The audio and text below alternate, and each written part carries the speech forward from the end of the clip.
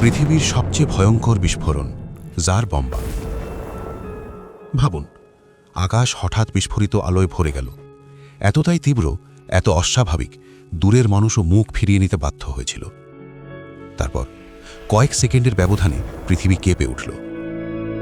এটা কোনো সিনেমার দৃশ্য না, কল্পকাহিনীও নয়। 1961 সাল। মানুষ তখন এমন এক অস্ত্র তৈরি করছে যা আগে কেউ কল্পনাও করেনি। জার বম্বা, অনেকে যাকে বলে সব বোমার সম্রাট। হিরোশিমায় ফেলা বোমাটাই বিশ্বকে আতঙ্কিত করার জন্য যথেষ্ট ছিল, কিন্তু সোভিয়েত ইউনিয়ন যে জিনিসটা বানালো সেটার শক্তি সেই বোমার তুলনায় কয়েক হাজার গুণ বেশি, প্রায় 3800 গুণ বলে অনুমান করা হয়। এখানে একটা প্রশ্ন স্বাভাবিকভাবেই উঠে আসে, কেন? শুধু যুদ্ধের জন্য, নাকি দেখানোর জন্য যে আমরা কতটা পারি? আসলে এই গল্পটা একটা বোমার মধ্যে সীমাবদ্ধ না। আর শেষ দিকে এসে দেখা যায়, যিনি এই দানব তৈরিতে যুক্ত ছিলেন, তিনিই পরে এর বিরোধিতায় সবচেয়ে জোরে কথা বলেছিলেন।